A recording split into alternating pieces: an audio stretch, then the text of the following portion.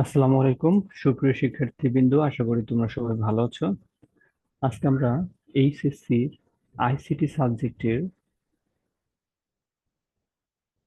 Web design পরিচিতি এবং HTML অধ্যায়ের এইচটিএমএল এর মৌলিক বিষয়সমূহ অর্থাৎ এইচটিএমএল এর বেসিক নিয়ে আলোচনা করব। ইতিপূর্বে আমরা ওয়েবসাইটের কাঠামো এবং ওয়েবসাইটের বিভিন্ন মেকানিজম সম্বন্ধে আমরা জেনেছি পূর্বের ভিডিওতে। আজকে আমরা এখান থেকে শুরু করব এইচটিএমএল এর বিষয়সমূহ, মৌলিক বিষয়সমূহ। এই অংশটা মোটামুটি প্র্যাকটিক্যালের সাথে প্র্যাকটিক্যাল নির্ভর। তারপরেও কিছু থিওরিটিক্যাল, কিছু বেসিক বিষয় না জানা থাকলে কনসেপ্ট গুলো ক্লিয়ার হবে না। তাহলে আমাদেরকে অবশ্যই থিওরিটিক্যালের উপরে বেস করে আমাদেরকে প্র্যাকটিক্যালটা সম্পন্ন করতে হবে। এজন্য আমরা প্রথমে কিছু বেসিক বিষয় জানবো। সেটি হচ্ছে এক্সটেনশন সম্বন্ধে আমরা এখানে একটু জানবো। বলতেছে যে আমাদেরকে একটা এইচটিএমএল ফাইল দিতে হবে, সেই ফাইলের এক্সটেনশন হবে .html। তার মানে ফাইলের নামটা হবে হচ্ছে mypage.html। আমরা অলরেডি এক্সটেনশন সম্বন্ধে জানি যে ইমেজ ফাইলের এক্সটেনশন জেপিজি, জিআইএফ, হ্যাঁ, এই ধরনের এক্সটেনশন থাকে। তারপরে ডক ফাইলের এক্সটেনশন থাকে হচ্ছে ডক এক্স, তাই না, মাইক্রোসফট ওয়ার্ডের। তারপর হচ্ছে মাইক্রোসফটের পাওয়ার পয়েন্ট রিলেটেড যে ফাইলগুলো আছে ওগুলোর এক্সটেনশন থাকে হচ্ছে পিপিটি জাতীয়, তাই না, আমরা বলতে পারি যে পিপিটি। পিপিটি এই জাতীয় এক্সটেনশন আমরা সচরাচর দেখতে পাই। এরকম এইচটিএমএল মার্কআপ ল্যাঙ্গুয়েজের আমরা এইচটিএমএল এর কোড লেখার জন্য আমাদেরকে সেজন্য এইচটিএমএল ফাইল বানানোর সময় আমাদেরকে .html এক্সটেনশন দিয়ে আমাদের ফাইলের নামটা সেভ করতে হবে। ফাইলের নাম আমরা যে কোনো কিছু দিতে পারি। সো তাহলে চলো তাহলে আর দেরি না করে আমরা আহ, আমরা প্র্যাকটিক্যালে চলে যাই। এই জন্য আমরা বিভিন্ন ধরনের টেক্সট এডিটর আমরা ইউজ করতে পারি। এখানে নোটপ্যাড, নোটপ্যাড প্লাস প্লাস এবং সাবলাইম টেক্সটের কথা বলা হয়েছে। আমরা আহ, আমরা আমাদের কাছে আমরা প্রথমে নোটপ্যাড দিয়ে শুরু করব, দেন আমরা সাবলাইম টেক্সট ইউজ করব, হ্যাঁ। আচ্ছা, তাহলে আমরা একটু স্ক্রিনটা আশা করি দেখতে পাচ্ছ। আমরা একটু চলে যাই, একটা ফোল্ডার নিই, সেই ফোল্ডারের ভিতরে দেন আমরা একটু প্র্যাকটিক্যাল একটা ক্লাস করব। আমরা এইখানেই যাই, এখানে গিয়ে আমরা এখানে গিয়ে আমরা প্র্যাকটিস প্রজেক্ট ফোল্ডারের ভিতরে একটা ফাইল নিব। আশা করি তোমরা দেখতে পাচ্ছ। আমি জাস্ট এখানে আমাদের এখান থেকে আমি নোটপ্যাড দিয়ে পরে ওপেন করব, আমি আগে ফাইলটা নিয়ে নিই। এখান থেকে আমরা আমরা এখান থেকে কি করতে পারি, রাইট বাটন ক্লিক করলাম, একটা ফোল্ডারের ভিতরে গেলাম, practice practice project 1 11 text book ফোল্ডারের ভিতরে আমরা নিয়েছি, ডি ড্রাইভের ভিতরে। তাহলে আমি রাইট বাটন ক্লিক করব, দেন নিউতে গিয়ে আমি একটা টেক্সট ডকুমেন্ট নেব। টেক্সট ডকুমেন্টে আমি আহ, একটা ফাইলের নাম দিলাম হচ্ছে মাই পেজ। মাই পেজ একটা ফাইলের নাম দিলাম। আমি এখানে পেজটাকে একটু বড় হাতের দিলাম একটু বোঝার সুবিধার জন্য। মাই পেজ, এটা টেক্সট এক্সটেনশন আছে, আমি এক্সটেনশনটা চেঞ্জ করে দিতে পারি। আমি এক্সটেনশনটা চেঞ্জ করে দিলাম এইচটিএমএল। অনেকের হয়তো এক্সটেনশন নাও দেখা যেতে পারে। আমি এখানে যখন একটু মাউস দিয়ে বাইরে ক্লিক করব তখন are you sure want to change it, আমি ইয়েস করে দিব। তাহলে এক্সটেনশন, অনেকের যদি এই এক্সটেনশন শো না করে তাহলে এই যে এই ভিউ বাটনে যাবে তোমরা, ভিউ বাটনে গিয়ে দেন তোমরা এই ফাইল নেম এক্সটেনশন এখানে একটা ক্লিক করে দিবে। যেমন আমি যদি এখানে ফাইল নেম এক্সটেনশনে ক্লিক করি তাহলে কিন্তু এখানে আমার এক্সটেনশনটা দেখা যাচ্ছে না, তাই না। আমি যদি এখানে এই নর্মালি হোমে থাকি, এরকম ভাবে থাকবে, তাহলে আমি এই ফাইলটাকে আমি এই ফোল্ডারের ভিতরে যে ডকুমেন্ট গুলো আছে সেই ডকুমেন্ট গুলোর আমি যদি এই ভিউতে যাই, এই ভিউতে গিয়ে আমি এই যে এখান থেকে ফাইল নেম এক্সটেনশনটা আমি যদি চুজ করি, তাহলে কিন্তু আমার এক্সটেনশনটা শো হবে, এবং আমি এখান থেকে রিনেম করে দেন আমি ফাইলের এক্সটেনশনটা চেঞ্জ করতে পারি। আমি যদি এখন এই পেজটা রান করি, তাহলে কি হবে? তাহলে অ্যাকচুয়ালি কিছুই দেখাবে না। আমি যদি একটু, অলরেডি ব্রাউজারে রান হয়েছে, এখানে এখানে আমরা দেখতে পাচ্ছি ক্রোম ব্রাউজারের লোগো দেখতে পাচ্ছি। আমি যদি রাইট বাটন ক্লিক করে এখান থেকে ফার্স্টে ফাইলটা সিলেক্ট করলাম, দেন আমি ওপেন উইথ দিয়ে আমরা ফায়ারফক্স অথবা ক্রোম অথবা যে কোনো ইন্টারনেট ব্রাউজার দিয়ে আমরা ওপেন করব। তাহলে আমি একটু এই ফাইলটা যদি ওপেন করি, তাহলে আমরা কি দেখতে পাই একটু চলো তাহলে আমরা দেখে আসি। এই ফাইলটা যখন আমি ওপেন করলাম, তখন ওপেন হচ্ছে, একটু ওয়েট করি।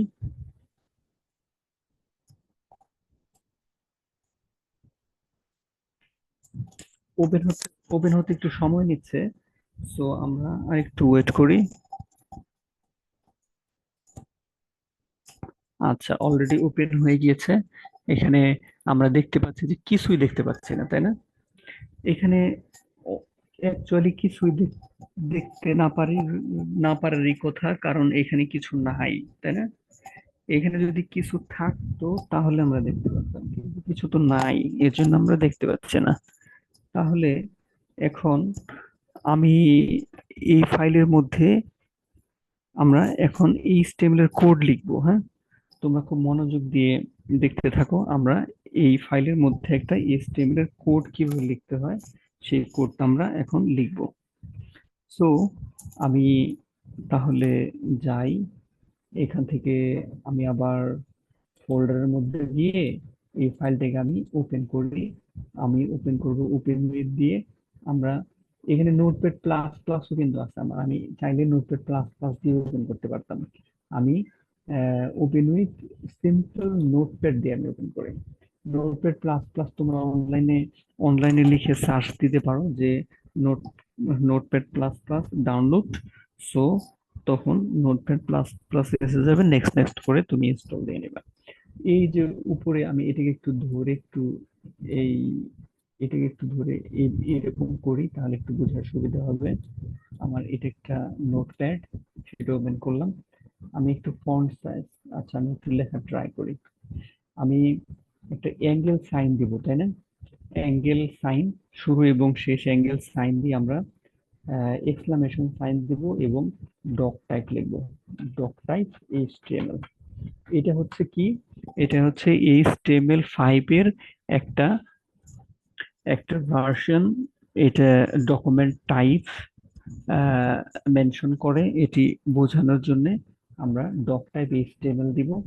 এবং এখানে আমরা angle angle left angle right angle দিয়ে আমরা শুরু করলাম এবং HTML শেষ করব। HTML শেষ করবো, একটু ফন্ট সাইজ একটু বাড়িয়ে দিই আমরা এখান থেকে ভিউতে ফরম্যাটে গিয়ে আমরা ফন্ট সাইজটা একটু বাড়িয়ে দিতে পারি। ফন্ট সাইজ আমি 20 দিলাম, হ্যাঁ 20 দিলাম, তোমাদের দেখতে একটু সুবিধা হবে। সো আমি যে অপশনটা লিখলাম, যেমন এখানে ডক টাইপ লিখলাম, তাহলে এইটা কিন্তু কোনো আউটপুট আসবে না। এটা দ্বারা বোঝাচ্ছে হচ্ছে ডকুমেন্টটা হচ্ছে HTML টাইপের। ফাইলটা যখন রেন্ডার হবে বা রিড করবে, তখন এই ফাইলটা হলো ডকুমেন্ট টাইপ। এটা হলো এইচটিএমএল একটা ফাইল, এইচটিএমএল ডকুমেন্ট। সো এই এইচটিএমএল এর ভিতরে কি থাকবে? এইচটিএমএল এর ভিতরে থাকবে হচ্ছে বডি, বডি, তাই না? তাহলে এই বডির ভিতরে যদি আমরা কোনো কিছু লিখি, তাহলে শুধু আমি যদি লিখি হ্যালো,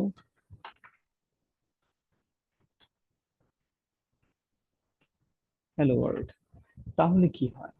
তাহলে আমি যদি একটু আমার এই ক্রোম ব্রাউজারটা যদি ওপেন করি এবং আমি এখান থেকে পাশাপাশি যদি আমি রাখি, তাহলে একটু তোমাদের দেখতে একটু সুবিধা হবে। এখান থেকে, হ্যাঁ, আমরা এখানে কোড লিখবো আর এখানে একটু আউটপুটটা দেখবো। তো এইভাবে একটু সাইজ করে নিতে পারো। আমি যখন এটাকে রান দেই, আমি এর প্রথমে একটু সেভ করে নিতে হবে। আমি একটু সেভ করে নিলাম, যে লেখাটা লিখলাম ফাইলটা সেভ করে নিলাম, দেন আমি একটু রান দিলাম, মানে রিলোড করলাম পেজটাকে। তাহলে আমরা দেখতে পাচ্ছি যে হ্যালো ওয়ার্ল্ড লেখাটা আসছে, তাই না? তাহলে আমরা দেখতে পাচ্ছি যে এই বডির ভিতরে, এই বডি ট্যাগের ভিতরে আমরা যা লিখি তাই শুধু সে শো করবে। তাহলে এখন আমরা শিখে গেলাম যে এইচটিএমএল ফাইলের ভেতরে, এই বডির ভিতরে আমরা যা লিখবো তাই শো করবে। আর এখানে আরেকটা জিনিস আছে, হেড। এই হেডের ভিতরে আমরা কি লিখবো? হেডের ভিতরে হচ্ছে বিভিন্ন ধরনের আমরা একটু এখানে বইতে একটু যাই। এখানে এখানে আমরা একটু বই থেকে একটু আন্ডারলাইন করে একটু তোমাদের দেখিয়ে দেই যে আহ, তোমাদের এই এখান থেকে তোমরা রিডিং যখন পড়বে তখন কিন্তু বিষয়টা অনেক ক্লিয়ার হবে। হ্যাঁ, ক্লিয়ার হবে। এবং তোমাদের আহ, এই যে আমরা দেখতে পাচ্ছি যে এখান থেকে এই অপশনটুকু পড়লে তোমরা বুঝে যাবে যে বডি এলিমেন্ট যেমন আছে তেমনি একটি হেড এলিমেন্ট আছে। ওয়েব পেজের দৃশ্যমান সবকিছু দেওয়া হয় বডির ভেতরে, তাই না? আমরা দৃশ্যমান সবকিছু দিব কিসের ভিতরে? বডির ভেতরে। আর বিভিন্ন সেটিংস করা, স্টাইল করা, স্ক্রিপ্ট, স্ক্রিপ্ট মানে জাভা স্ক্রিপ্টের যেসব ফাইলগুলো থাকবে, ওই লিঙ্কগুলো, এসব নিয়ন্ত্রণ করা ইত্যাদি কাজ হবে হচ্ছে কিসের ভিতরে? এই হেডের ভিতরে। হ্যাঁ, হেডের ভিতরে আমরা সবকিছু দেব। আর ব্রাউজারের ট্যাবে ওয়েব পেজের যে শিরোনাম বা টাইটেল দেখা যায়, তাও লেখা থাকবে এই হেডের ভেতরে। চলো তাহলে আমরা একটু টাইটেলের কাজটা একটু দেখি। হ্যাঁ, হেডের ভিতরে যে টাইটেল দিতে হয় সেই কাজটা আমরা একটু দেখে ফেলি। এখান থেকে আমরা যদি একটু টাইটেল, এই যে এই উপরে তোমরা কি দেখতে পাচ্ছ? এখানে এখানে উপরে, এই উপরে আমরা এটিকে একটু নিচে নামিয়ে নিয়ে আসি। এই উপরে উপরে ফাইলের নাম মাই পেজ ডট এইচটিএমএল, আমরা তো এটা দেখাতে চাচ্ছি না। আমি দেখাতে চাচ্ছি যে এই ফাইলটা কি টাইপের। হ্যাঁ, তাহলে আমরা এখানে লিখে ফেলি যে টাইটেল। টাইটেল আমি এখানে লিখলাম হলো home page. Home home page. আমি যদি পেজটাকে একটু সেভ করি, কন্ট্রোল এস দিয়ে সেভ করতে পারি, অথবা এখান থেকে সেভ করে দেন আমি এটাকে যদি রিলোড দিই, তাহলে একটু এখানে একটু খেয়াল করো মাই পেজ ডট এইচটিএমএল যে কি পরিবর্তনটা ঘটে। দেখলাম যে এখানে কিন্তু হোম পেজ লেখা হতো। দ্যাট মিনস আমরা হেডের ভিতরে এই অপশনটা লিখবো। হেডের ভিতরে আমরা পরিবর্তন করব, এবং এখানে যদি কোনো লিঙ্ক অথবা স্ক্রিপ্ট, সিএসএস এর পেজ লিঙ্ক করা এবং স্ক্রিপ্ট অ্যাড করা, জাভা স্ক্রিপ্ট অ্যাড করা, আমরা সব কাজই করব হেডের ভিতরে। এবং এখান থেকে আমাদেরকে এসইও করতে গেলে, হ্যাঁ, কন্টেন্ট টাইপ লিখতে হয়, ডেসক্রিপশন লিখতে হয়। এগুলো সব কিছু আমরা হেডের ভিতরে রাখবো। এই হেডের ভিতরে লেখাগুলো কিন্তু এই বডি, এই এইচটিএমএল পেজে কিন্তু দৃশ্যমান হবে না। দৃশ্যমান হবে কোন অংশটুকু? এই বডির ভিতরে আমরা যা লিখবো তাই দৃশ্যমান হবে। এখন আমরা একটু তাহলে করি। আমরা দেখলাম যে এইচটিএমএল এর এলিমেন্ট গুলো দুটো অ্যাঙ্গেল দ্বারা কি থাকে? দুটো অ্যাঙ্গেল, লেফট অ্যাঙ্গেল রাইট অ্যাঙ্গেলের ভিতরে এই এলিমেন্টের নাম থাকে, এবং শুরু এবং শেষ থাকে, তাই না? শুরু এবং শেষ থাকে, একটার ভিতরে আরেকটা থাকতে পারে, একটা আরেকটা ওভারল্যাপ করবে না। যেমন আমি যদি আরেকটা এলিমেন্ট এই বডির ভেতরে দিতে চাই, তাহলে আমাদেরকে দিতে হবে হচ্ছে এইভাবে। যেমন আমি যদি একটা এলিমেন্ট লিখি যে থ্রি, এইচ থ্রি লিখলাম, আমি শুরু করলাম এইচ থ্রি দিয়ে, শেষ করলাম এইচ থ্রি দিয়ে, তাহলে এইচ থ্রি একটা ট্যাগ, শেষ করলাম হচ্ছে এটা। তাহলে এটা হচ্ছে ওপেনিং ট্যাগ, আর এটা হচ্ছে ক্লোজিং ট্যাগ। টোটাল অংশটা হচ্ছে একটা HTML element, H three element. আমি এইচ থ্রি এলিমেন্টের ভেতরে যদি আমি কাট করে এই হ্যালো ওয়ার্ল্ড লেখাটা বসিয়ে দিয়ে যদি আমি সেভ করি, আমি এখান থেকে সেভ করে যদি আউটপুটটা দেখার চেষ্টা করি, তাহলে দেখো কি আসে। তাহলে আমরা দেখতে পাচ্ছি যে লেখাটা একটু বড় হয়ে বোল্ড এসেছে। আমরা জানি যে ওয়ান হচ্ছে ওয়ান এইচটিএমএল এর ট্যাগ, সেই ওয়ান যদি দেই তাহলে লেখাটা আরেকটু হাইলাইট করে দেখায়, তাই হেডিং আকারে দেখায়। তাহলে আমরা এইভাবে এইচটিএমএল এর ট্যাগ শিখলাম, আর এইচটিএমএল এলিমেন্ট শিখলাম, এবং বডির ভেতরে আমরা যদি কোনো কিছু লিখি তাহলে শুধু এইচটিএমএল পেজ সেটি প্রদর্শন করবে, এবং একটা এইচটিএমএল ফাইলের আমরা হেডিং অংশ এবং শিরোনাম, একটা বই যখন থাকে সাধারণত কি থাকে বইয়ের মধ্যে, টোটালি একটা অনুচ্ছেদ থাকে, কাভার পেজ থাকে, তারপর হচ্ছে ইন্ডেক্স থাকে, তারপর হচ্ছে বিভিন্ন অনুচ্ছেদ গুলো প্যারা প্যারা আকারে থাকে। সেই রকম এই এইচটিএমএল পেজও একটা, আমরা কোড যখন লিখবো তখন এইচটিএমএল দিয়ে শুরু করব, এইচটিএমএল দিয়ে শেষ করব, হ্যাঁ, এইচটিএমএল দিয়ে শুরু, এইচটিএমএল দিয়ে শেষ, আহ, তারপর হচ্ছে বডি দিয়ে শুরু, বডি দিয়ে শেষ, বডির ভিতরে যা থাকবে তাই হচ্ছে এইচটিএমএল পেজটা প্রদর্শন করবে, তাই না? তাহলে এটাই আমরা শিখলাম।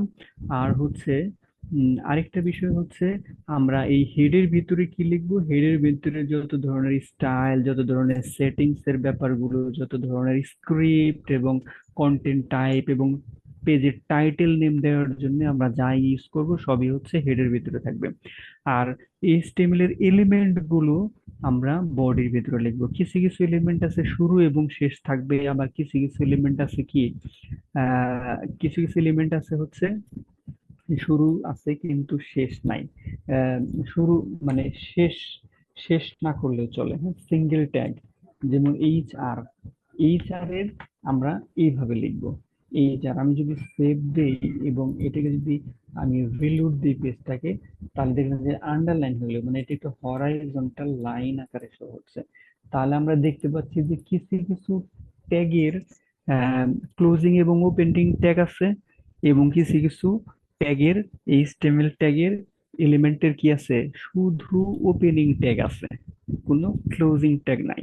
তাহলে এক্ষেত্রে আমরা এইসব খুঁটিনাটি বিষয়গুলো যদি আমরা খেয়াল রাখি, তাহলে এইচটিএমএল পেজে আমরা যদি কোনো কিছু লিখি তাহলে লেখাটা ভেঙে যাবে না, লেখাটা সুন্দরভাবে বুঝে বুঝে আমরা লেখা ট্রাই করতে পারবো। আশা করি বুঝতে পেরেছি। আমরা চলো একটু বইতে দেখি আমরা কি কি শিখলাম। আমরা বইয়ে সাধারণত এই টাইটেল দেয়াটা শিখেছি, আর ডক টাইপটা দেয় কিভাবে এটাও শিখেছি, এইচটিএমএল হ্যালো ওয়ার্ল্ড কথাটাও লেখা শিখেছি।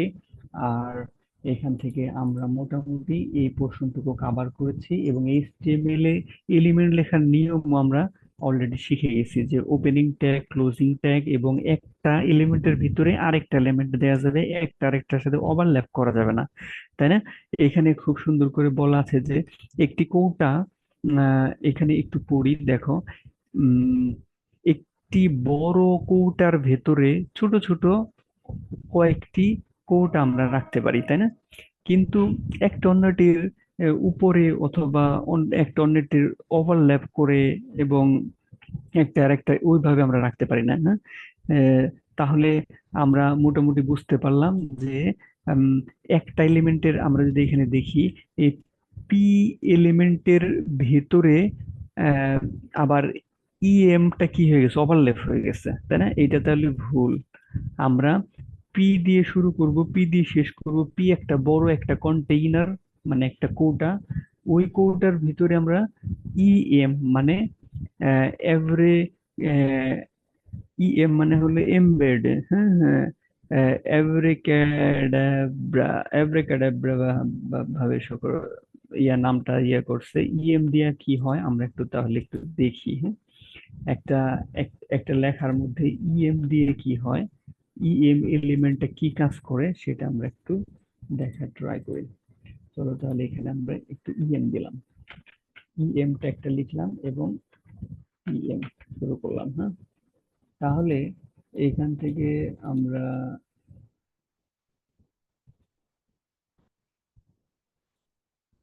আমরা এখানে মুছে ফেলি, এই পোর্শনটুকু একটু মুছে দিই, এবং এখানে একটা কিছু লেখা লিখি, ওয়ার্ল্ড লেখাটা লিখলাম, ওয়ার্ল্ড। আমি সেভ করে দিয়ে এখানে রান করি। একটু কি হচ্ছে, একটু লেখাটা একটা প্যারাগ্রাফের মধ্যে একটু লেখাটাকে একটু একটু আলাদাভাবে, একটু ইতালিক ফর্মে একটু চেঞ্জ দেখানোর জন্য সাধারণত এটি ইউজ হয়। একটা প্যারাগ্রাফের ভিতরে যদি আমরা এই ইএম ইউজ করতাম, তাহলে খুব সুন্দর মিনিংফুল একটা আউটপুট আমরা দেখতে পারতাম, একটা লেখাটাকে একটু চেঞ্জ বোঝানোর জন্য। হ্যাঁ, আমরা এটা ইউজ করি। তাহলে আমরা সামনের ক্লাসে আমরা দেখব যে অনেক অনেক এইচটিএমএল এলিমেন্ট আছে, যে এলিমেন্ট গুলো এ- এখানে বইতে আমরা আরেক সামনের সামনের যে লেকচারটা হবে, এই টোটাল আমি এই বিষয়ের ছবিটাকে আলোচনা করে দেব খুব সুন্দর করে, সহজ করে। তোমরা সামনের ক্লাসে অংশগ্রহণ করবে অবশ্যই। আর হচ্ছে এই ভিডিওটি যদি হেল্পফুল হয়, তাহলে অবশ্যই লাইক এবং শেয়ার করে এই চ্যানেলকে সাপোর্ট করবে। এবং উম, তোমাদের যদি কোনো জিজ্ঞাসা থাকে, তাহলে অবশ্যই কমেন্ট সেকশনে জানাবে, আমি অতি শীঘ্রই আহ, তোমাদের কমেন্টের উত্তর দেওয়ার চেষ্টা করবো ইনশাল্লাহ। এই আশাবাদ ব্যক্ত রেখে আজকের মতো এই ভিডিওটি শেষ করছি। আল্লাহ হাফেজ।